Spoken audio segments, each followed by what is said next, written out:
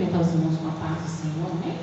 Convido os irmãos a colocar de pé para nós fazermos uma oração esta noite. Agradecer a Deus por estarmos aqui, né? Mais uma vez, poder aprender a palavra do Senhor todos juntos. Vamos agradecer ao nosso Deus. Pedir ao Espírito Santo nos dê entendimento espiritual, né? Senhor Deus e Pai, nós te louvamos e te bendizemos nesta noite. Te magnificamos pela oportunidade de estarmos em tua casa, em tua presença. Senhor, muito obrigada, Senhor, porque uma vez mais iremos aprender da tua palavra. Quanto mais temos conhecimento bíblico, melhor. E sem teu Santo Espírito, meu Deus, nada pode ser completo. Teu Espírito Santo, fale aos nossos corações, nos dê entendimento espiritual nesta noite. Abra, Senhor, nosso entendimento, nosso intelecto, para compreendermos as verdades da tua palavra. Abençoe os teus servos e nos ajude a concluir este módulo com sucesso, para a glória e honra do nome de Jesus. Amém. Queridos, hoje nós estamos na nossa lição de número 5, é a nossa quinta aula, né? Estamos finalizando mais um módulo, então vai faltar só 10 meses, né? Para a gente pegar o nosso canudo em nome de Jesus. Eu estou empolgada, mas eu sei que a gente ainda tem muito que aprender, né? Nós ainda vamos, né, fazer a matéria de oratória, a gente ainda vai aprender hermenêutica, a gente vai falar ainda sobre liderança, sobre família, né? Vamos falar sobre a doutrina da salvação, a doutrina dos últimos dias, a escatologia. Então a gente ainda tem muito conteúdo, mas o tempo está passando rápido. Então, meu conselho para os irmãos é: aproveite esse tempo. Depois que você se forma no curso básico, qualquer curso que você faz, né, tanto técnico como superior, quando você se forma, você tem a sensação que você podia ter aproveitado mais. Quem já sentiu isso? Por exemplo, eu tenho 2 faculdades, né? Eu tenho tanto secular, sou formada em estatística pela UFES, e eu também tenho formação teológica. Então, assim, quando a gente conclui, a gente tem aquela sensação: poxa, eu podia ter aproveitado mais, né? Sugado mais meus professores, lido mais, feito mais anotações. Então faça isso, né? A base do nosso ensino, do nosso estudo, sempre vai ser a Bíblia. O foco maior, o objetivo maior do nosso estudo bíblico, fundamentos, é a palavra de Deus. Então sempre a base, né? O livro base, texto, vai ser a Bíblia Sagrada. Leia a sua Bíblia diariamente. Crie esse bom hábito. Fico feliz porque eu vejo, né, alguns irmãos sempre postando, né, livros que estão lendo, capítulos, né, devocionais. Isso é bom, isso é crescimento, é sinal que a gente está aproveitando o nosso tempo. Então aproveite, leia a sua apostila. A apostila está boa, está completa. Essa apostila está muito bem feita. Então aproveite essa oportunidade, leia, né? Leia sempre com a sua Bíblia. Já tem alunos me procurando, pedindo indicação de Bíblia de estudo, né? Algumas irmãs me pediram indicação. Isso aí, invista em Bíblias, né? Em boas literaturas, porque isso, queridos, é para o nosso crescimento espiritual e também pessoal.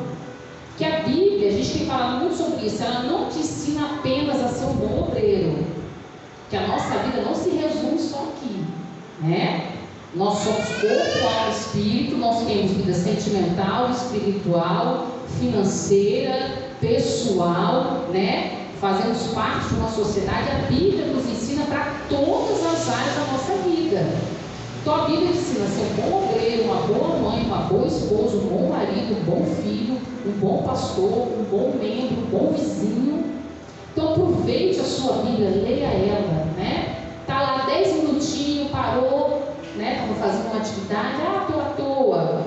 Leia, né? Crie o hábito de fazer o planejamento diário, o horário do dia para você ler. Aproveita. Você tem em mãos um tesouro lindo, que muita gente morreu para que chegasse até você. Muita gente queria ter o que você tem aí na sua mão, ter o acesso que você tem, e essas pessoas não têm. Existem hoje cerca de 60 países no mundo que são intolerantes ao cristianismo.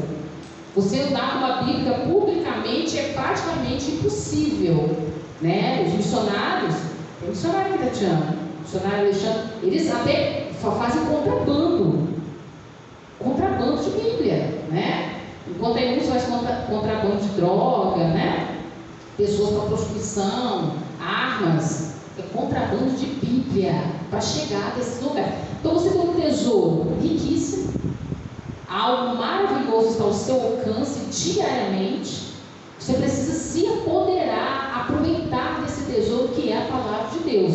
Bem, uma pepita de ouro você não vai encontrar na esquina. Você vai ter que cavar, sim ou não?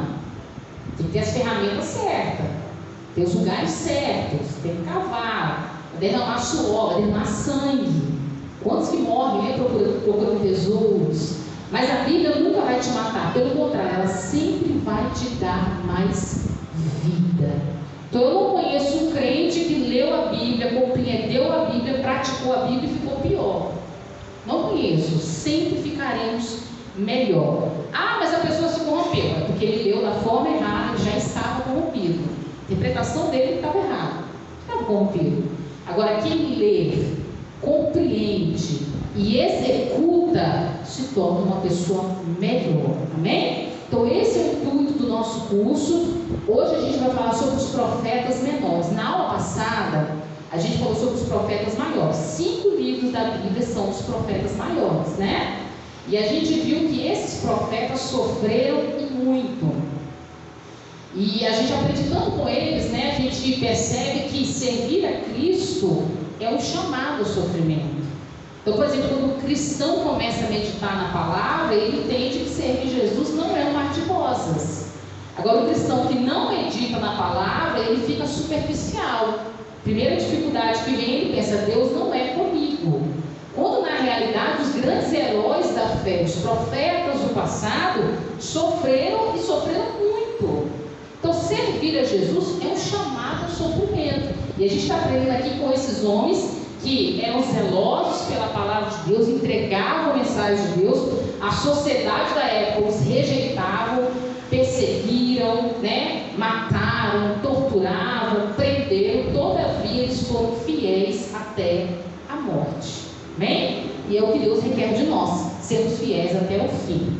Hoje vamos falar sobre os profetas menores. Amém?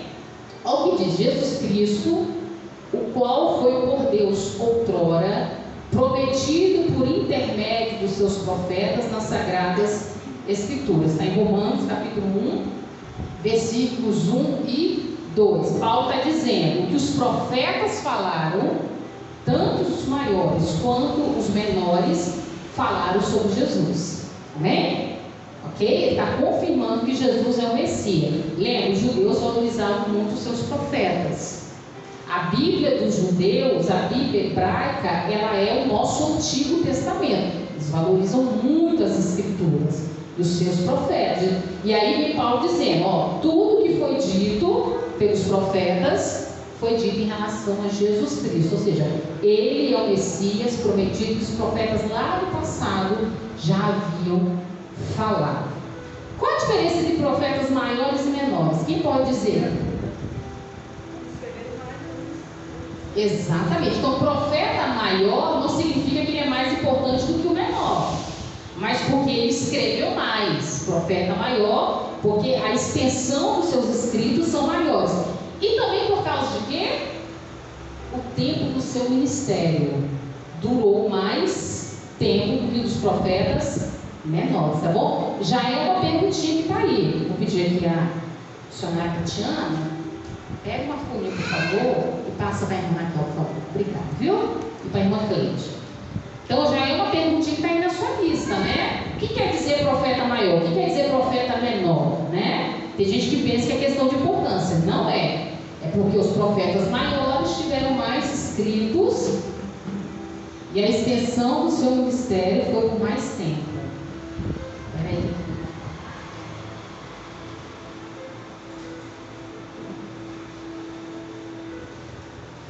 Vamos lá, introdução.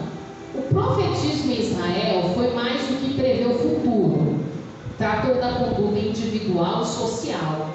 Rompeu com o formalismo religioso que havia tomado o ministério sacerdotal em alguns momentos e comunicou ao povo aos líderes políticos e religiosos a vontade de Deus. Este ministério profético foi por vezes impactante e também muito difícil de ser exercido por esses porta-vozes de Deus. Então a gente viu na aula passada o significado da palavra profeta, né? O profeta era o porta-voz de Deus, que entregava a mensagem de Deus, né? E muitas das vezes essa mensagem não era de bênção, era uma mensagem de juízo, uma mensagem de correção. É por isso que eles eram o quê? Oprimidos, desprezados, perseguidos, maltratados, porque eles sempre traziam aquilo que Deus estava sentindo. Lembra disso? O profeta, ele tinha sensibilidade. Então, os sentimentos dele estavam diretamente ligados com os sentimentos de Deus.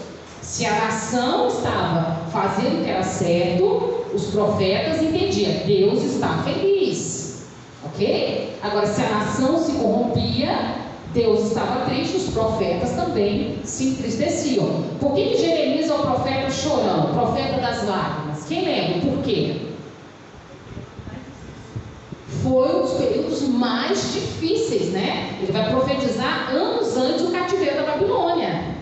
E a gente já aprendeu que quando Nabucodonosor invade, né, o rei da Babilônia invade o reino do sul, Judá, ele faz isso em 3 etapas, e na terceira etapa ele destrói Jerusalém. O templo de Deus foi devastado. A Bíblia diz que os vasos sagrados do Senhor, os utensílios sagrados que ficavam no templo, foi levado para o Deus da Babilônia, colocou no templo do Deus da Babilônia.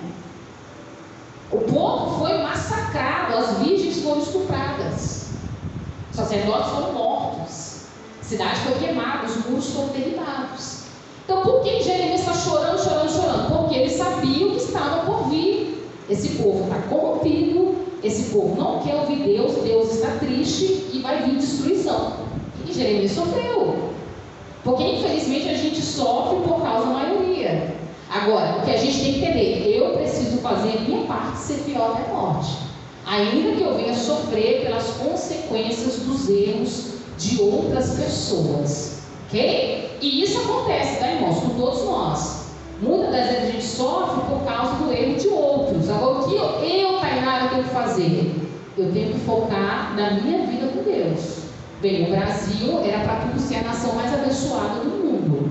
É dita a nação mais cristã do mundo, mas isso é uma verdade? A gente está vendo os escândalos aí. Por que tanto sofrimento? Por que tanta injustiça? Por que tanta miséria? Por que tanta destruição? Porque o povo se afastou de Deus. Então a gente sofre por causa da maioria. Agora o que eu vou fazer? Eu vou pela maioria? Eu vou fazer a minha parte. Então, se a maioria não quer, mas eu quero. Ah, mas a minha família não quer, mas eu quero. Ah, mas as pessoas da igreja não querem, mas eu quero. Então os profetas, eles foram minorias. Você encontra muitos profetas na Bíblia? Não. Percebe isso? Você não encontra, né? Sempre vai haver um remanescente fiel, uma minoria, mas a grande maioria está corrompida. E isso não é do passado, isso acontece também nos dias de hoje. Então os profetas eram porta-vozes, era a boca de Deus, né? Falava em nome do Senhor, não só previam o futuro, mas eles também o quê? Chamavam a atenção dos políticos, dos religiosos, sacerdotes, né? Chamava a atenção para o povo. Então, assim, era um cargo de honra ser um profeta, mas era doloroso, porque a grande maioria das pessoas não queriam ouvir a palavra de Deus. Vamos falar de alguns desses profetas menores, amém? Vamos lá, a gente hoje vai trabalhar os 12 profetas menores. Então, a aula está um pouquinho extensa. Vamos lá, livro de Oséias. Outros profetas contemporâneos de Oséias foram Amós, Miqueias e Isaías. O nome Oséias em hebraico é Oshé, e significa salvação. Era filho de Beeri e exerceu a sua atividade profética entre os anos 793 a 753 a.C. aproximadamente, durante os reinados de Uzias, Jotão, Acás e Ezequias, reis de Judá, e nos dias de Jeroboão, filho de Joás, rei de Israel.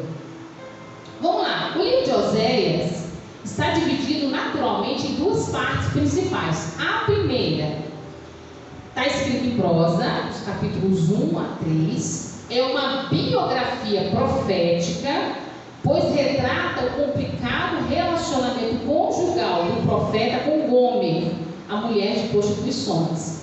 Este relacionamento, é claro, é um sinal profético para a nação que peca contra Deus.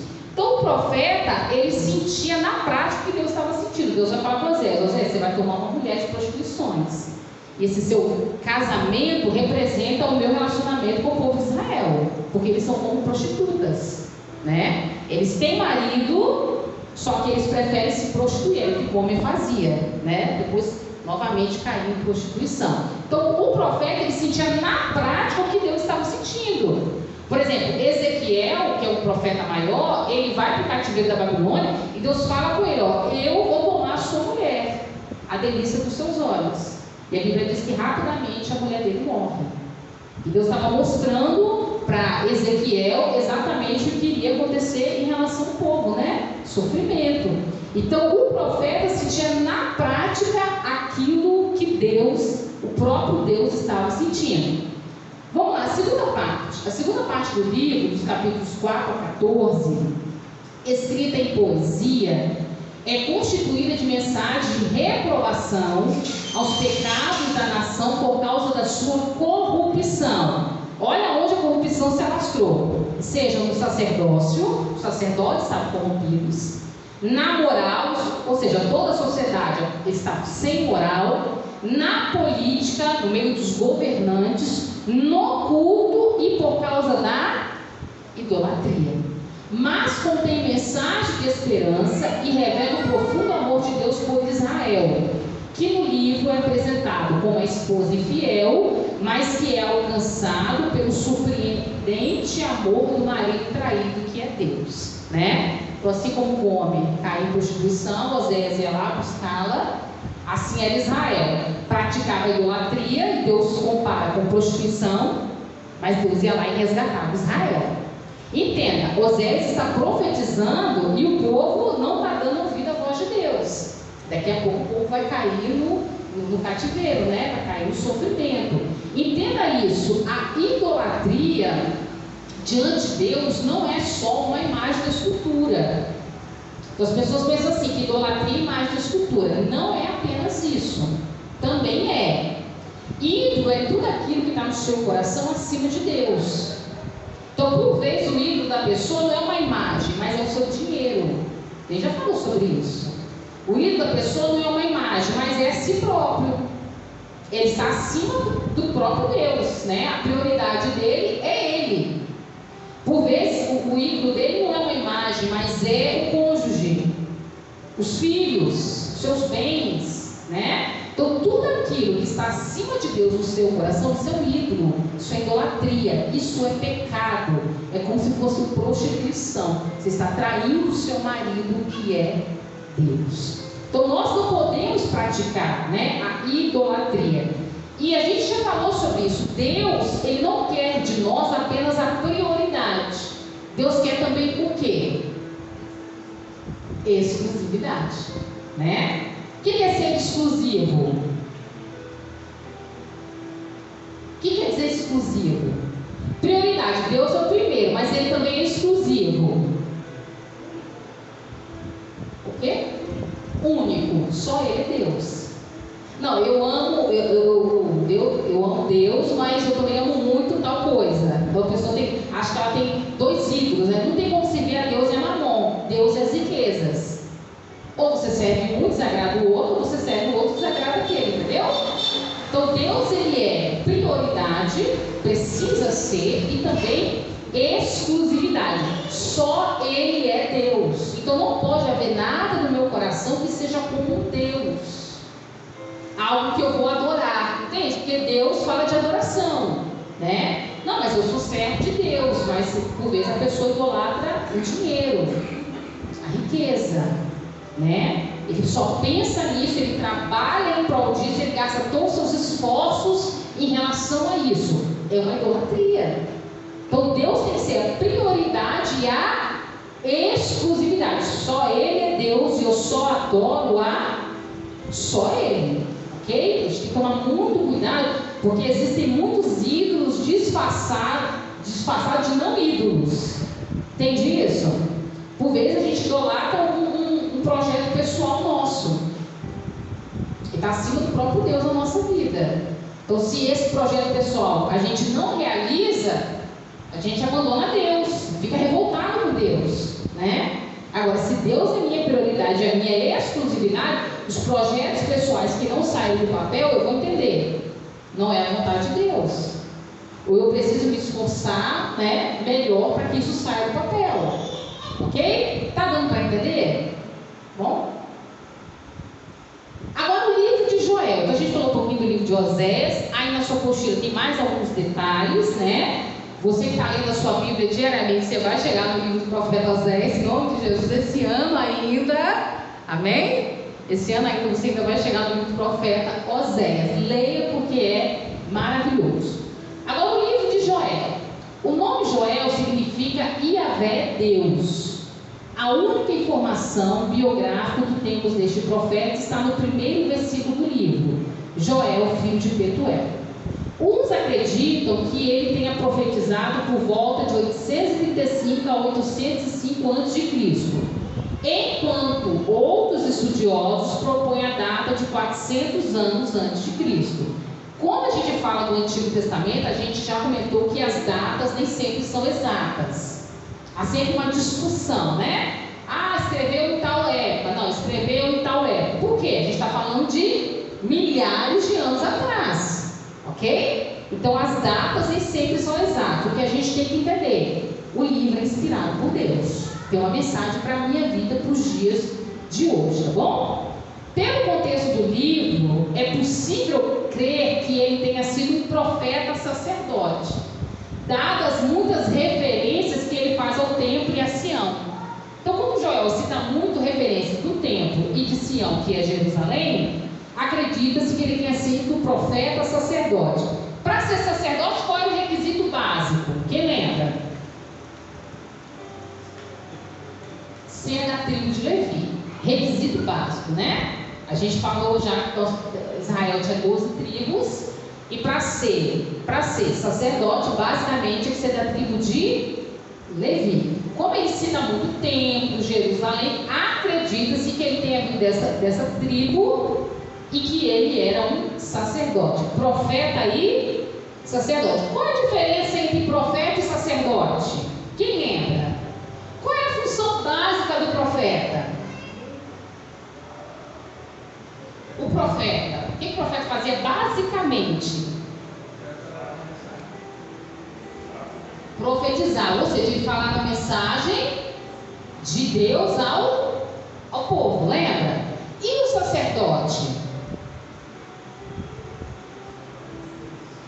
Ele intercedia o quê? Do povo entende? Né? Olha como é que muda a direção. O profeta, ele fala a mensagem de Deus ao povo. O sacerdote, ele intercede para o povo em relação a Deus. Ok? Acredito que Joel era sacerdote e profeta.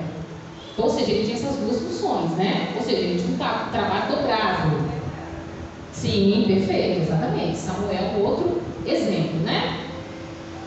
O que se pode dizer com segurança sobre o ministério profético de Joel é que ele profetizou numa época de grande devastação de toda a terra de Judá, por causa de uma invasão de gafanhotos e a seca que destruiu a terra, que foi o julgamento de Deus. Então, quando você lê o livro do profeta Oséias, você já vai ver no início ele falando sobre a invasão de gafanhotos, né?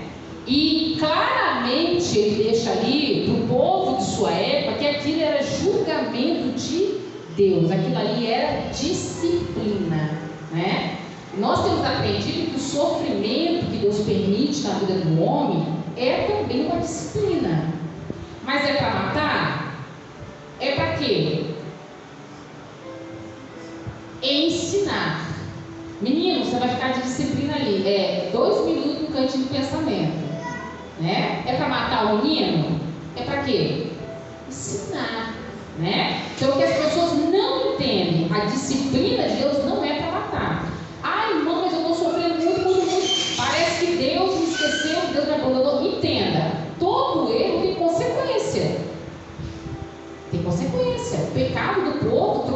seca e trouxe a invasão de gafanhotos. Os gafanhotos destruíram todo o fruto da terra, irmãos, até sementes que haviam sido plantadas. Eles consumiram tudo. Ainda Deus enviou a seca sobre eles. Então não adiantava plantar, porque não ia chover. Perceba a devastação que o povo estava vivendo. E Joel deixa bem claro: isso é por causa do pecado de vocês. Então o pecado, ele traz consequências terríveis para a vida do homem, né? Não tem pecadinho e pecadão, mas a consequência tem medida, né? Tem pecados graves que a consequência é maior, né? Agora, o povo está passando por essa situação. O povo precisava o quê? Se arrepender. Mas muitas vezes era isso que acontecia? Não. Então, em vez do povo ouvir os profetas, eles faziam o quê? Endureciam o coração. Não ouvia Deus. O reino do norte, Israel, cuja capital era Samaria, foi para o cativeiro assírio. E o reino do sul, conhecido como Judá, né? Cuja capital era Jerusalém, foi para o cativeiro da Babilônia. Então os dois reinos caíram. Os dois reinos sofreram consequências. Pessoas inocentes morreram. Gente boa morreu, né? Consequências do pecado. Até gente inocente morre. Então o que a gente precisa entender? O pecado, ele traz o quê? Consequência. Infelizmente, o julgamento de Deus naquele momento foi o quê? Uma invasão de gafanhotos, uma seca, o povo passou a ter necessidades, passou fome, né? Passou por momentos muito difíceis. O livro contém uma mensagem de esperança, a promessa da efusão ou derramamento do Espírito Santo, cujo cumprimento deu-se a partir do dia de Pentecostes. E o apóstolo Pedro cita essa profecia contida no capítulo 2 de Joel. Então, a gente tem falado muito sobre isso. Os profetas vinham, trazem uma mensagem de juízo, uma mensagem de despertamento para o povo se arrepender, para o povo se voltar para Deus, né? Só que eles também traziam uma mensagem de esperança. Que Deus é assim, Deus mostra a doença, mas Deus também mostra o remédio. Deus é maravilhoso, né? O amor de Deus, ele é extraordinário, ele é incomparável, né? Então Deus mostrava a doença do povo, o pecado do povo, aonde o povo estava errando, para quê? Para o povo se arrepender. E mesmo quando o povo caía em situação difícil, de miséria, de vergonha, de destruição, Deus ainda levantava profetas para quê? Trazer uma mensagem de quê? Esperança.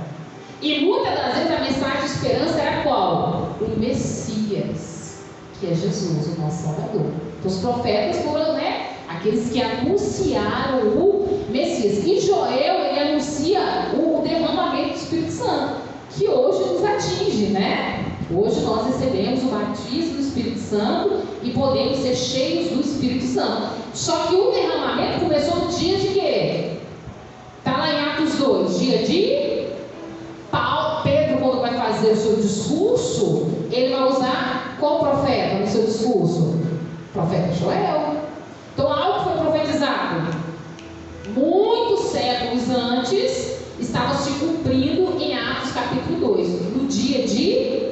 Porque as promessas de Deus, elas se cumprem. Quando é de Deus, vai se cumprir. E hoje nós recebemos o batismo do Espírito Santo, o derramamento do Espírito Santo, que foi profetizado por Joel, séculos antes de Cristo. Joel também fala a respeito do dia do Senhor, um evento bem citado no Antigo Testamento. Agora, o que é dia do Senhor? Interessante aqui. O dia do Senhor é relacionado ao julgamento divino sobre o próprio Israel e sobre outras nações da época. Deus levantou profetas no passado não só para chamar a atenção do povo de Israel, mas de outras nações da época também. Porque Deus não é só Deus de Israel, Deus é Deus de todos os povos. Então Deus levantou profetas para chamar a atenção de Israel, da Assíria, da Babilônia, né? Então Deus é Deus de todos os povos. Então esse dia do Senhor é o dia do julgamento divino sobre Israel e sobre as nações. Esse dia do Senhor tem também um significado escatológico. O que quer dizer isso? Em relação aos últimos dias. Diz respeito ao período de 7 anos da grande tribulação e a volta visível de Cristo para implantar o milênio, o seu governo sobre as nações da terra. Então, o dia do Senhor, que é muito citado no Antigo Testamento, fala do julgamento que viria sobre Israel e veio os cativeiros, né? Veio os momentos de julgamento de Deus, mas também fala em relação a nós, porque fala do período da grande tribulação e também do milênio, né? Irmãos, o arrebatamento da igreja vai ser um dos períodos de maior juízo, e quem ficar vai entender: eu fui julgado como indigno de entrar no céu. Precisa de um tribunal, né? A pessoa que não subiu no arrebatamento, que é cristão, que conhece a palavra, vai entender claramente: Deus me julgou como indigno, ok? Então nós somos um povo que vamos passar por alguns juízos de Deus, que é o dia do Senhor, ok? Tá dando para entender? Ok, irmã Jéssica? Tá quase uma matrícula, né? Ela vai sonhar comigo falando isso. Vamos lá. O livro de Amós. Amós, cujo nome no hebraico significa fardo pesado, carga, se identifica como boieiro e colhedor de sicômoros. É interessante que Amós, ele se apresenta: não, eu não sou profeta, eu sou um boieiro, né? Ele é um homem muito simples, ele é um homem do campo. Era procedente de uma cidade chamada Tecoa, situada a 20 quilômetros ao sul de Jerusalém. Foi perseguido por um sacerdote idólatra da cidade de Betel chamado Amazias. Apesar de ser natural de Judá, exerceu seu ministério em Israel, no caso no Reino do Norte, né?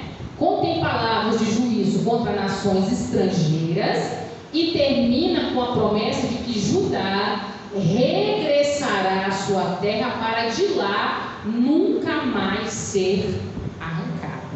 Olha que lindo, né? Então Deus usou os profetas: vocês vão para o cativeiro, mas um dia vocês vão regressar. E quando vocês regressarem, ninguém vai tirar mais vocês de lá. Israel está lá na terra deles. A gente comentou aqui que povos da antiguidade entraram em extinção.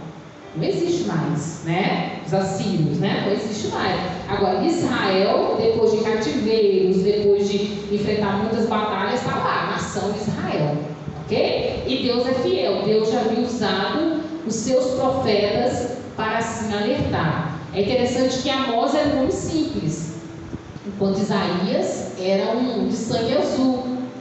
Ou seja, Deus sempre deixou muito claro na história bíblica que Deus usa o letrado, mas também o iletrado, né? Deus usa aquele que tem um alto grau de escolaridade, mas Deus também usa a pessoa que é simples, que tem pouco conhecimento, que tem pouca letra. Por quê? Porque o Espírito é o mesmo. Agora, Deus vai usar cada um conforme aquilo que cada um tem, né? Então, a pessoa simples vai trazer uma mensagem da parte de Deus, mas de forma o quê? Simples, né? Com as palavras que ele sabe, né? Quando a gente falou sobre inspiração bíblica, inspiração divina da Bíblia, a gente viu o seguinte, que Deus sempre respeitou as características de cada escritor. Então, por exemplo, o grego de Paulo era um grego polido, né? Paulo era extremamente estudado. O grego de Pedro tinha erros de gramática, porque Pedro era um pescador.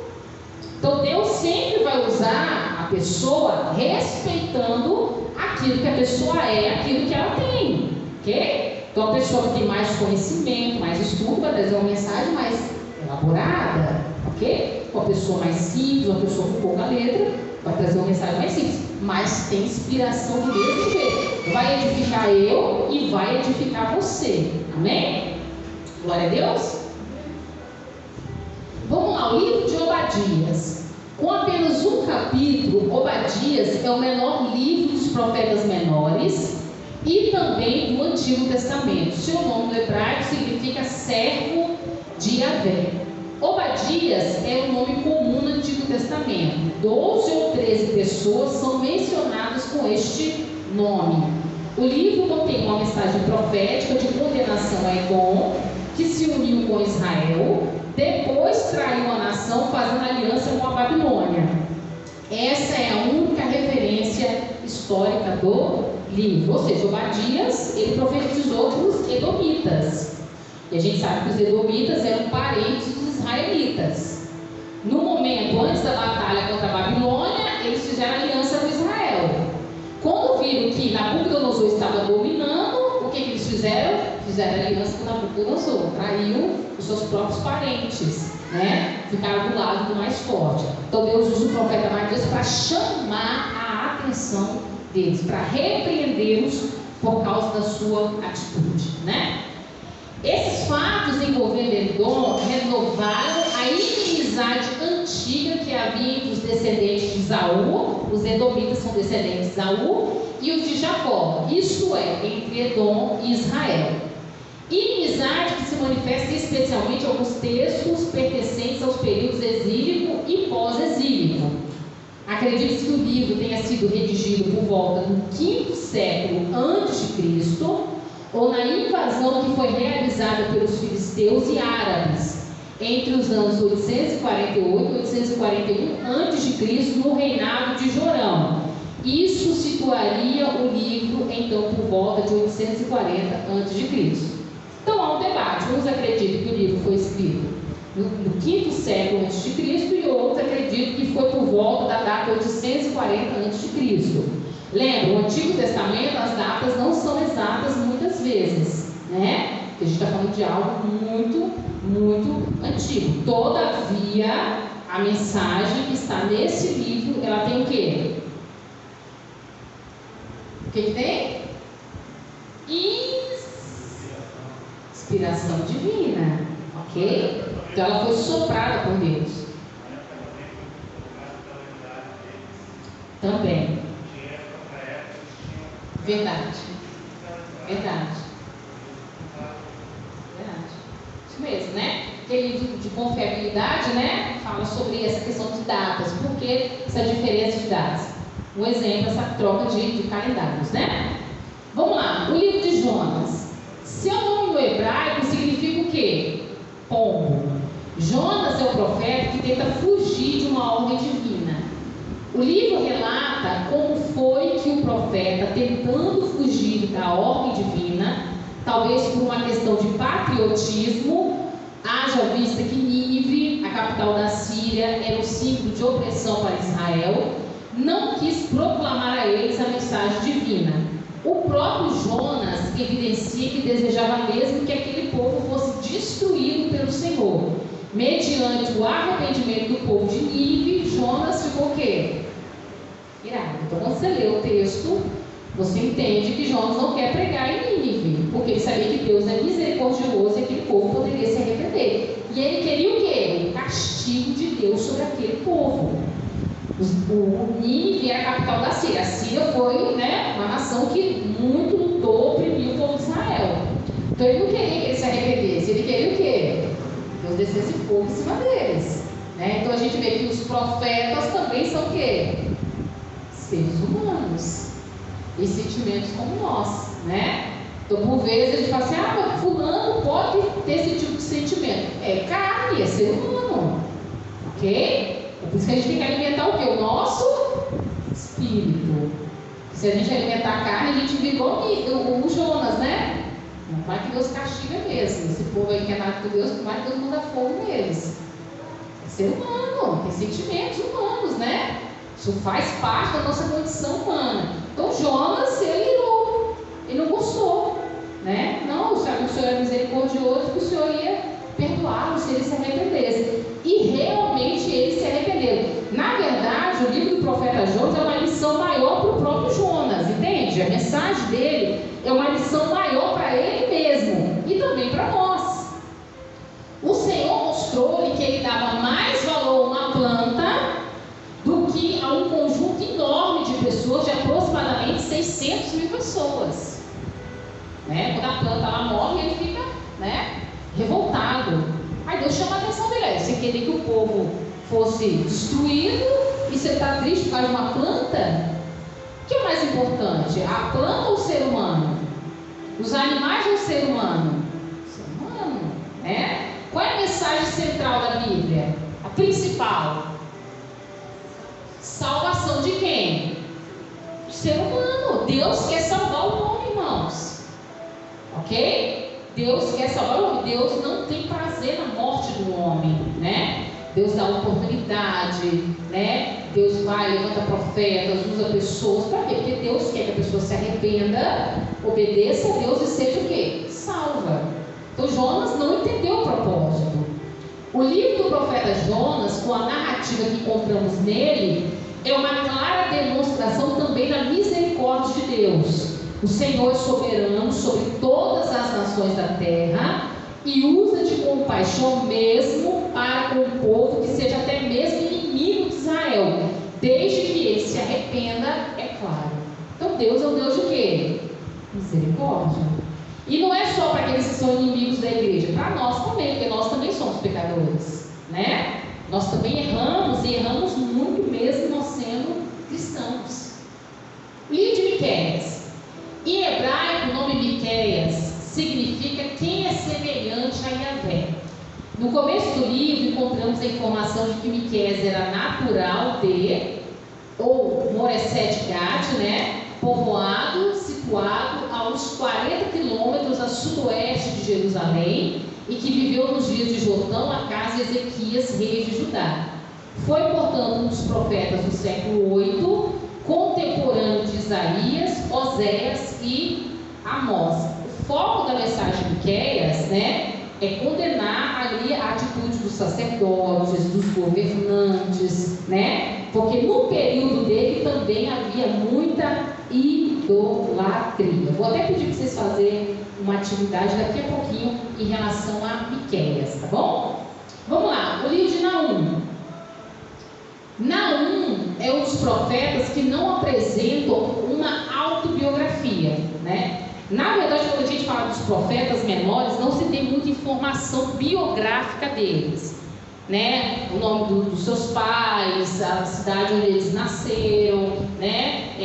Onde eles conviveram. Tinha-se muita pouca informação em relação à biografia, né? A história de vida deles. A única informação é que ele era procedente de uma cidade chamada Elpos, que está no capítulo 1, versículo 1. Seu nome em hebraico é Nahum, significa consolação. É único nas escrituras, não aparece em nenhuma outra parte. Você não vai ver na Bíblia falando novamente de Nahum, né? A mensagem do livro está na forma de um poema que contém uma profecia acerca do fim do Império Assírio, cerca de 150 anos depois do profeta Jonas. Então Jonas pregou em Nínive, o povo se arrependeu, mas 150 anos depois Deus levanta Naum para dizer que o juízo viria sobre eles, porque certamente eles fizeram o quê? Se corromperam, né? Então infelizmente aconteceu, né? É provável que Naum tenha profetizado por volta do século 7 a.C. O profeta faz menção da queda de Noamon, antiga cidade do Egito, que é chamada também de Tebas, que foi invadida pelos assírios no ano 663 a.C.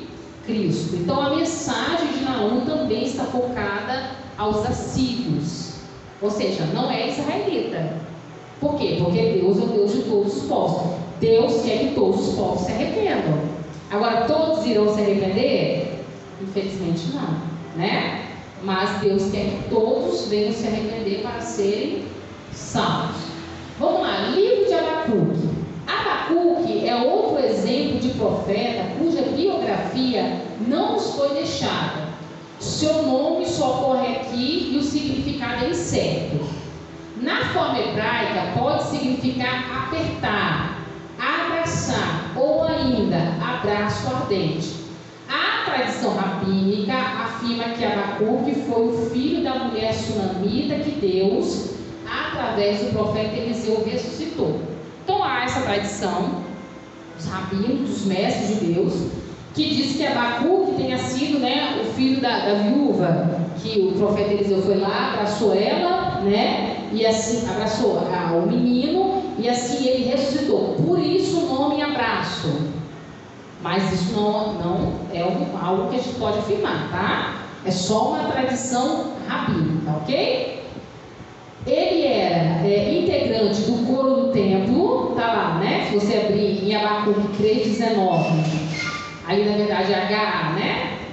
O HC. Abacuque, né? 3,19, você vai ver que ele era integrante do coro do templo. Abacuque foi contemporâneo ao profeta Jeremias. Quando Abacuque, né, faz ali a sua canção, né? Ainda que a figueira não floresça, né? Ali é o salmo, ali é o cântico. A gente já viu que salmo significa o quê? Cântico, significa louvor. Então, provavelmente, Abacuque ele fazia parte do coro do templo. Ele era um cantor.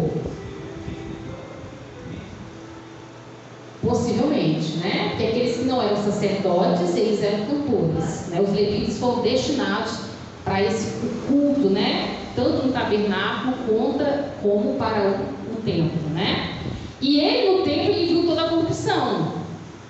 Ele viu que o povo estava corrompido, né? Ele viu que a presença de Deus não se manifestava, né? Ele viu toda a situação em que o povo estava em relação à corrupção. O consenso geral é que Abacuque profetizou entre os anos 697 e 586 a.C., mas a data também é incerta. É interessante que o livro do profeta Abacuque é o diálogo. Quem já leu esse livro, né? Sim, mas é em forma de diálogo. Ele está falando com Deus e Deus está respondendo para ele, né?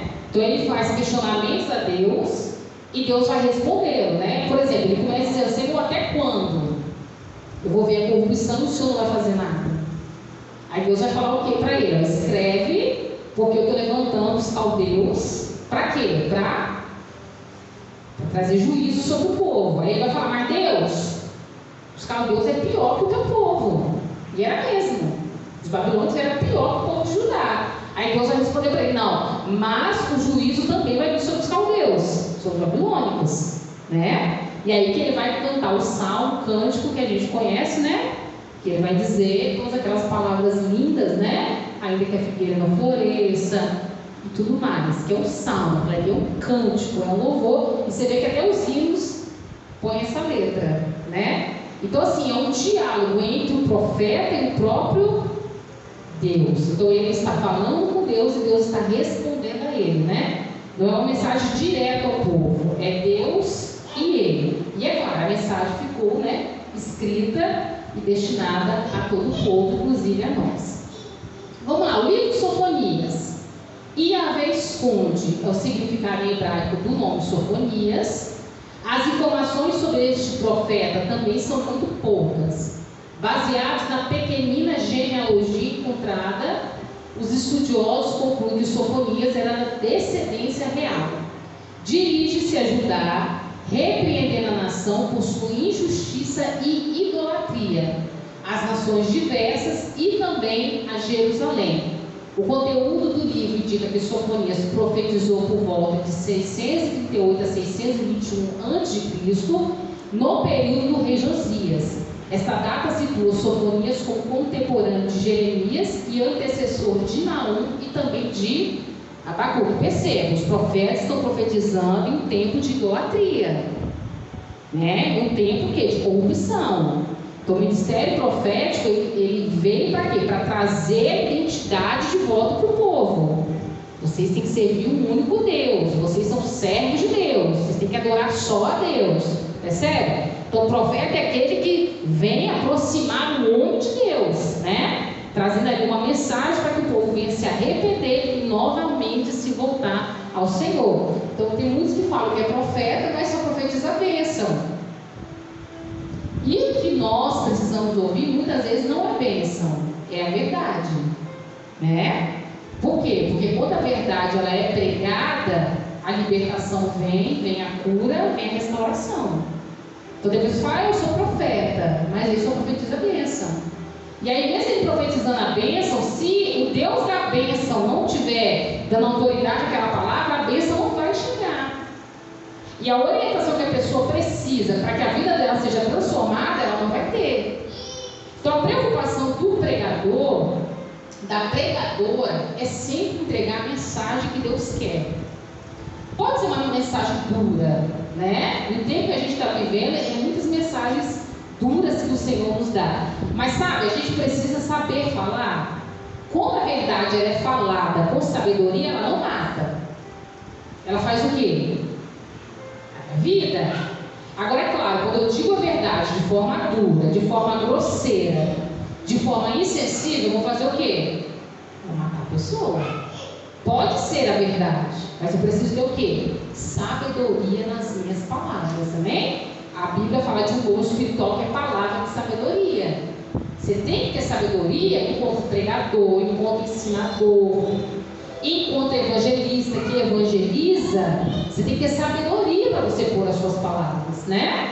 Porque por mais que a mensagem seja dura, você não vai matar as pessoas, você vai chamar a atenção das pessoas para a verdade, ok? A Bíblia diz: todo aquele que quer sabedoria, peça a quem? A Deus, que dá e não lança em rosto, né? Deus dá sabedoria a todos aqueles que o pedem. Então, os profetas vinham, traziam uma mensagem dura, que era a verdade. E se o povo ouvisse, o povo seria o quê? Abençoado. Mas boa parte do povo não dava ouvidos. Eles preferiam o quê? Os falsos? O que os falsos profetas falavam nesse período antes do cativeiro? Quem pode soprar aí? O que os falsos profetas diziam antes do cativeiro? O que ia acontecer? Eles diziam que era mentira, né? Que não ia ter nada de cativeiro, que eles iriam vencer a Babilônia, não é assim? Quando caíram no cativeiro, o que eles diziam? Não, está chegando ali um tempo de paz, de restauração. E aí Deus usa Jeremias para dizer o quê? Não, vocês vão passar 70 anos no cativeiro. Aí o falso profeta que falava que o povo queria ouvir, não, logo vem a libertação. Cumpriu o que o falso profeta falou? Não cumpriu. Então não adianta eu entregar uma mensagem que é o que agrada as pessoas. Não vai acontecer. Não tem a bênção de Deus, não tem a autoridade de Deus sobre isso. Agora, quando eu entrego uma mensagem que Deus quer, por mais que ela seja dura, mas as pessoas recebem porque eu falo com sabedoria, as pessoas colocam em prática e a vida delas é transformada. É isso que a gente, enquanto pregador, ensinador, professor da escola bíblica, evangelista, missionários, precisamos entender. A verdade liberta. Então, por exemplo, eu antigamente eu tinha dificuldade de dizer certas coisas com medo de magoar a pessoa, né? A pessoa, ai, você não diz isso, eu falo, nossa, coitado de você. Mas eu não vou falar nada não, porque eu vou deixar ela chateada. Mas a pessoa continuava com aquela situação. Agora, quando eu digo, não, sabe o que é você faz isso, eu concordo. Mas é verdade. Quando a pessoa entende, recebe, põe em prática, você falou a verdade. Tem umas que lá na frente, quando é situação difícil, poxa, você tinha que falar e eu não te ouvi, né? Então, por mais que você traga a verdade, que é o que as pessoas não querem, e naquele primeiro momento as pessoas não aceitem, mas lá na frente ela vai lembrar: eu fui avisada, Deus usou alguém. E a Bíblia diz: o sangue dessas pessoas, Deus não vai requerer das nossas mãos, né? Então a gente precisa sim fazer a obra de Deus, falar de Jesus com sabedoria, porque Ele é a verdade que liberta. Estava até comentando com a irmã Elane, que ela vai pregar na igreja dela. Primeira vez? Primeira vez, né? E o tema do culto é libertação. E ela vai falar sobre Jesus. E tem tudo a ver, porque não tem como ter libertação se não tem Jesus. Tá? Ela vai falar muito de biologia. Mas uma mensagem não simples, mas que fala de Jesus, é a resposta que as pessoas precisam, né? Quando Jesus entra na casa e faz morada na casa, tem libertação, né? Os demônios perdem força, né? O pecado perde força. Por quê? Porque Jesus está lá. Então a gente precisa trazer uma mensagem que seja verdade, que Deus quer falar com as pessoas, porque é a resposta que as pessoas precisam, né? Então, por vezes a gente quer trazer algo mirabolante ou muito bonito para ter ouvido glória. Antigamente tinha essa preocupação. Simples, humilde, inocente, né? Mas hoje não. Hoje o foco é: preciso falar o que Deus quer que eu fale. E a resposta vem, a cura vem, a libertação vem, a restauração vem. Claro, com sabedoria. Peça a Deus sabedoria e Deus vai te dar sabedoria para você trazer a mensagem de Deus, por mais dura que ela seja. Amém?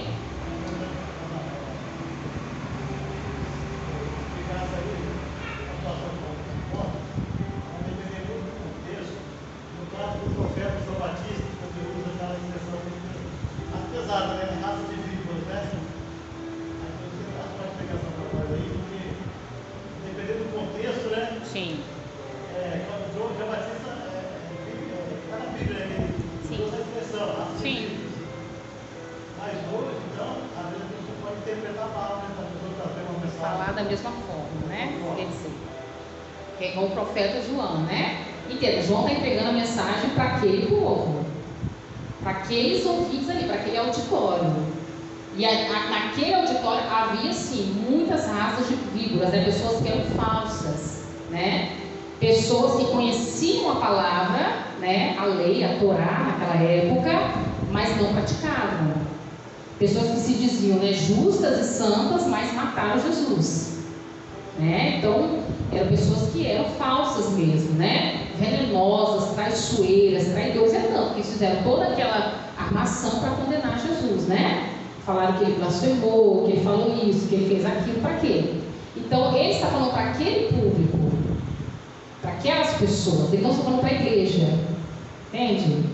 João não está pregando para a igreja, João está falando para os fariseus, saduceus, anciões, né? Escribas, as pessoas da época conheciam a lei, mas não praticavam, né? Tinha uma falsa religiosidade e faziam isso com entendimento, não é ignorância. Tem gente que erra por ignorância, tem gente que erra por ignorância, porque ele tem conhecimento, ele faz o errado achando que é o certo. João não está falando para esse auditório, para os ignorantes, está falando para a gente que está em estado de apostasia, né? De abandono da fé, de propósito, né? Pessoa que fala de Deus, mas que não vive nada de Deus, está fingindo, né? Está armando por trás, que é a raça de víboras.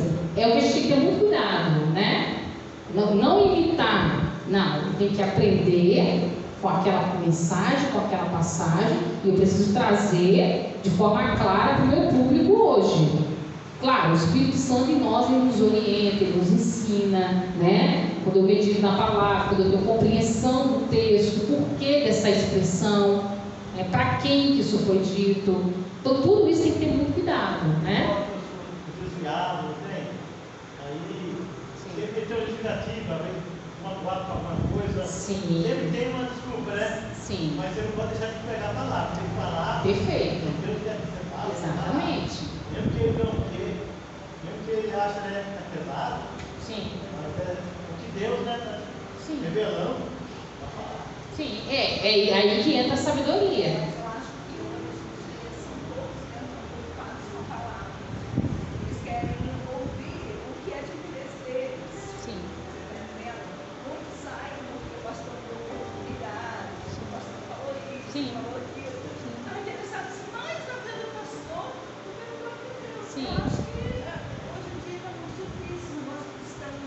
Isso não é de hoje, entende? A gente está vendo os profetas sofrendo e por causa lá no passado, né? Séculos antes de Cristo, 800 anos antes de Cristo, 500 anos antes de Cristo, eles sofrendo as mesmas coisas.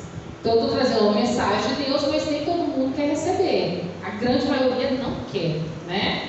As pessoas pensam assim, muitos vão ser salvos. Se você olhar pelo contexto bíblico, não serão muitos, viu? A gente pensa, né, muito. Quando Jesus, por exemplo, fala da parábola do semeador, só 1/4 da semente que foi semeada em terra fértil deu fruto. 3/4 se perdeu. 75% da semente que foi semeada se perdeu, né? A palavra foi semeada, só 25%. A gente, claro, vai fazer uma conta aqui com a população mundial e vão determinar quantos, né, milhões de pessoas serão salvas. A gente tem essa condição, mas é para a gente compreender, né? Então foi semeado, aí apresenta 4 tipos de solo, só um que frutificou, o resto se perdeu. Houve aqueles que receberam com alegria, mas quando veio a dificuldade, né?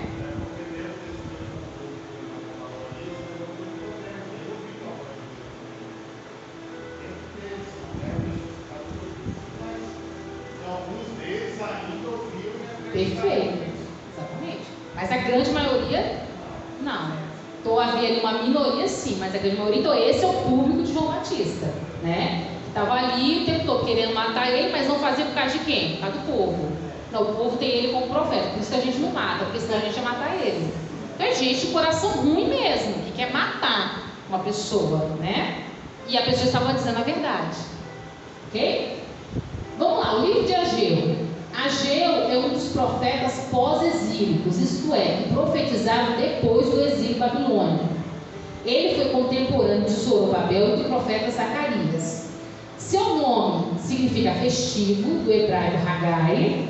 Ageu repete datas e notícias. Começou a exercer a sua atividade no ano 520 a.C., segundo ano do rei Dario, que governou entre os anos 521 a 485. A mensagem gira em torno da reconstrução do templo.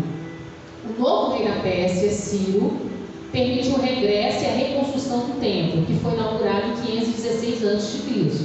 O profeta condena o indiferentismo do povo, isto é, sua apatia em relação à casa de Deus.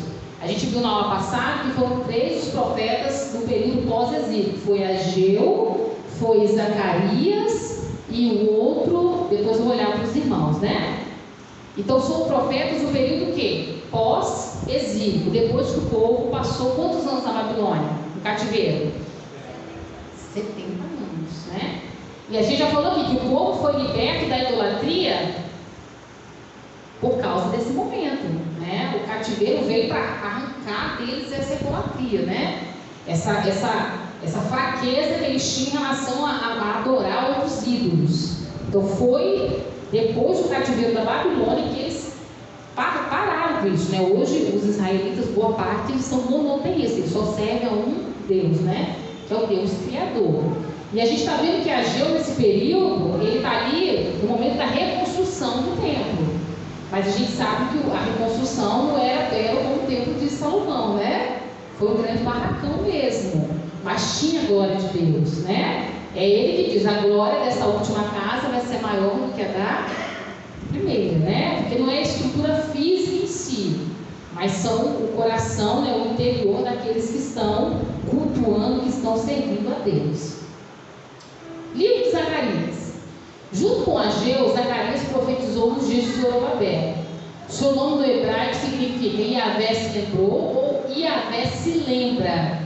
É importante ressaltar que Esdras se referiu ao profeta Zacarias como filho de Ido, quando na verdade ele era filho de Baraquias ou Berequias, tá? Isso acontece porque no Antigo Testamento é comum os homens serem chamados de filhos de seus avós. Possivelmente Baraquias, o pai de Zacarias, morreu antes de Ido, o avô de Zacarias. Com isso, mais tarde, Zacarias sucede seu avô na ordem sacerdotal de Davi. Então você vai ver Esdras falando que Zacarias era filho de Ido, mas na verdade Ido era o seu avô. O nome do pai de Zacarias era Baraquias. Provavelmente Zacarias morreu, o pai dele, Baraquias, morreu primeiro do que o avô, e aí eles falavam, né? Porque como morreu, falava que era o filho do avô, filho de Ido, mas está falando da mesma pessoa, tá bom? O avô é considerado o fundador da casa, e a expressão filho de Ido deve ser entendida no sentido de descendente geral. Desse modo, concluímos que Zacarias era um profeta sacerdote. Sua família certamente havia regressado da Babilônia para Jerusalém, sob as ordens do monarca Ciro. O ministério profético de Zacarias começa em 520 a.C. A declaração de Jesus em Mateus 23:35 refere-se ao profeta Zacarias, tá bom? Tem aí uma explicação, uma curiosidade na sua apostila, depois você lê, tá? Jesus está se referindo ao profeta Zacarias, né? O profeta Zacarias, ele foi morto pelo povo. Jesus fala claramente, Mateus capítulo 23, versículo 35, ok? Zacarias, que Jesus se refere ali, não é o filho de Joiada. mas é o filho de Baraquias mesmo. Ele foi morto nas mãos do povo, né? Infelizmente, o povo do passado matou os profetas de Deus. Vamos lá. O livro de Malaquias. Mais uma vez, não temos informações biográficas suficientes a respeito de Malaquias. Uma grande discussão existe entre os estudiosos a respeito da autoria deste livro, uma vez que Malaquias no hebraico significa meu mensageiro ou mensageiro de Yahvé. Vem então a pergunta: seria Malaquias apenas um título para o profeta ou seria mesmo o seu nome? O Targum chega a parafrasear Malaquias da seguinte maneira: como pela mão do meu mensageiro, cujo nome se chama Esdras. José menciona Ageu e Zacarias, mas não faz referência ao nome de Malaquias. Há uma discussão, né? Se Malaquias foi mesmo um profeta ou esse nome Malaquias significa a mensageiro, né? Se foi o próprio Esdras quem escreveu essa mensagem. Essa é uma discussão, não é nada que, né, que a gente possa gastar muito tempo, mas é só para conhecimentos irmãos. O foco do profeta Malaquias é falar em relação ao quê? Aos sacerdotes, né? E também ao povo que estava negligenciando as ofertas e os dízimos na casa do Senhor. Que tem aquele versículo famoso que a gente fala, né? Não pode roubar a Deus, né? Que é a questão do dízimo, também das ofertas para manutenção da casa de Deus, ok? Para a gente concluir, a gente falou bastante, né? Dos profetas menores, entenda, é só uma introdução, ok? Porque quando você lê um livro, você tem que entender quem escreveu, por que escreveu, né? O ano.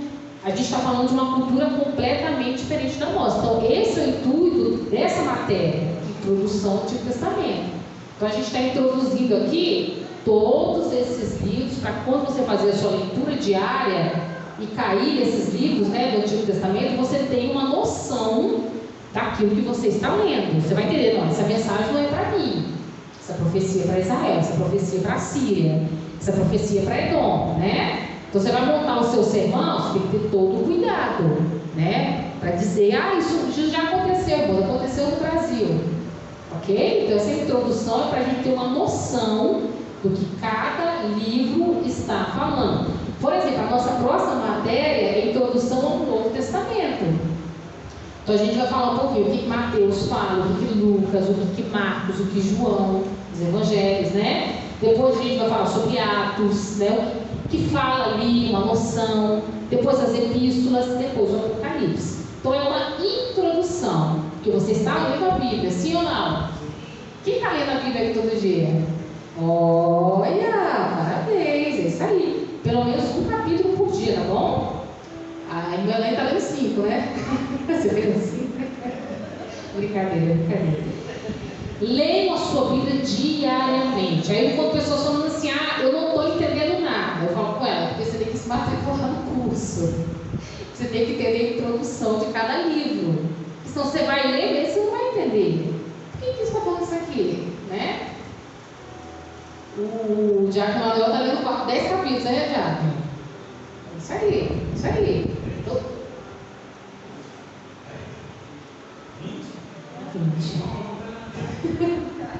Ele é quase uma Bíblia ambulante, né? Ô, glória. Isso mesmo, né? Isso aí. Parabéns, isso aí, né? Então, leia a sua Bíblia, né? Se você puder, leia devagar, né? Não adianta você, eu tenho que ler 1 hora por dia. Aí você faz só uma vez no mês. É melhor você ler 10 minutos por dia, aí você vai ter lido, né? Mais horas por mês, ok? Ele já está vendo no hebraico e no grego, né? Fica mesmo, né? A gente memoriza. Então, leia a sua Bíblia, 1 capítulo por dia, pelo menos 1 capítulo eu tenho que ler. Faça isso, comece no Gênesis, né? E leia também um novo. Tem pessoas que gostam de ler um salmo para fazer devocional, faça isso também. Mas leia em sequência, tenta manter uma sequência. A irmã Elaine falou, pegou o calendário da irmã Elaine, ela anota, lembra? A primeira aula nossa, a aula inaugural, a gente falou sobre isso. Pega um calendário de folhinha mesmo, né? E anote, hoje eu li Gênesis 1 e 2. Amanhã eu vou ler Mateus 1 e 2. Marque isso. Leia na sequência para você ter uma noção da história bíblica. Agora, é claro, você não vai entender tudo. Por isso que você está aqui, você está estudando. É por isso que você vai na escola bíblica da sua igreja. Vocês estão indo na escola bíblica, né? Tem que ir na escola bíblica, em nome de Jesus, hein? Vai para a escola bíblica. Você está indo para o culto de ensinamento. Vai para o culto de ensino. Por quê? Você vai começar a eu li isso. Nossa, hoje eu li isso no meu devocional. É isso que quer dizer. Então a gente está em processo de quê? Crescimento. Então ninguém aqui sabe tudo que não possa aprender mais, né? Todos nós aqui precisamos aprender sempre mais a palavra de Deus. Não existe um gênio sobre a face da terra que secou a Bíblia. Eu esgotei a Bíblia, eu já sei tudo, aprendi tudo. Não há nenhum gênio. Pensa no maior pregador que você conhece, ele não esgotou a Bíblia. A Bíblia, ela é sempre nova, ela é sempre recente, ela é sempre profunda. Você sempre aprende, você sempre cresce, você sempre se aperfeiçoa como pessoa em relação à palavra de Deus. Então leia a sua Bíblia, um capítulo, comece com um. Daqui a pouco você toma gosto, lê 2. Daqui a pouco você lê o Salmo, também lê 3. Assim, né? Tire um tempo, tenha esse zelo. Você vai ver o quanto você vai aprender, o quanto você vai amadurecer, o quanto você vai ter entendimento. Quando a gente lê a Bíblia inteira, né, irmã Raquel, a gente se sente importante, você sente? Eu me sinto importante. Quando eu leio a Bíblia inteira, eu vou, nossa, olha como eu sou importante, né? Porque é bom, é maravilhoso, é edificante, né? Nossa alma ama, nosso espírito pede pela palavra de Deus, a gente tem que alimentar o nosso corpo espiritual. Então a gente vai concluir a atividade para fazer, anota aí, antes que a gente concluir, eu esqueço. Você vai pesquisar qual é a mensagem principal do livro do profeta Miqueias. Qual é a mensagem principal do livro do profeta Miqueias? O que Miqueias está falando? Você vê, no capítulo 1, capítulo 3, ele fala tal coisa. Capítulo 4, entende? Você vai pesquisar e você vai trazer na próxima aula, tá bom? Isso vai te ajudar também na sua nota final. Faça essa atividade. O que o profeta Miqueias fala? Isso vai te incentivar a ler o livro do profeta Miqueias, né? Interessante que você faça essa leitura.